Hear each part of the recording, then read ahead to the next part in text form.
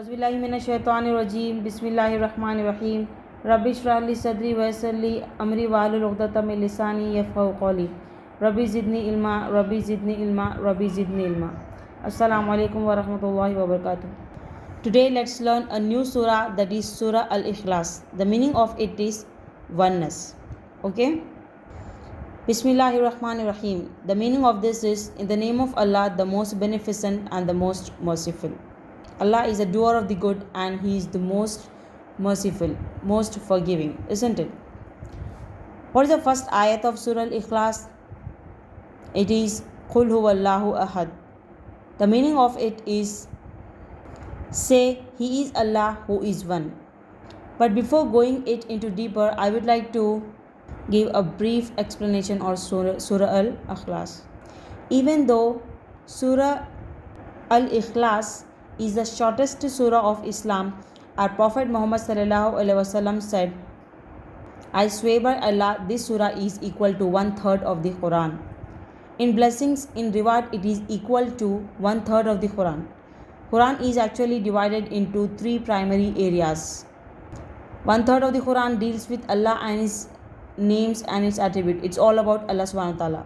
And 1/3 of the Quran deals with laws, what is halal, what is haram, what should we eat, what we should not eat, isn't it? And what are the prayers we must offer, about the zakat, Ramadan. And the remaining 1/3 of the Quran, it deals with the heaven and the hell and the stories of the prophets. So if you recite this surah, Surah Al-Ikhlas, then it will cover the 1/3 of the Quran, our beloved Prophet Muhammad sallallahu alaihi wasallam said. And this beautiful surah was revealed very early on in Makkah. And the first ayat meaning is Qul huwallahu ahad, say He is Allah who is one. The next is Allahu Samad. What is the meaning of it? Allah, the eternal refuge. The meaning of it is, eternal refuge means what? Allah subhanahu wa ta'ala will remain forever. The first ayat's meaning is Allah is alone, He has no partner. And second ayat says that Allah remains forever. The meaning of eternal is nothing but some things that remains forever. So Allah subhanahu wa ta'ala remains forever. And the meaning of refuge is shelter or protection from danger or distress. So Allah subhanahu wa ta'ala will remain forever and nothing can harm Him. Indeed. Third ayat is Lam Yalid wa Lam Yulad. The meaning of this is, He neither begets, gives birth, nor was begotten, born. It means that Allah subhanahu wa ta'ala doesn't have parents. He has no parents and He has no children. He is pure from this thing. He is alone. Neither He gives birth and neither He was born. He has no parents, He has no children. He is pure from these things. He is alone and He has control over everything. He is the creator and the maker of the whole universe and He need no partner. Indeed. Subhanallah. Next, Walam yakul lahu kufuwan ahad.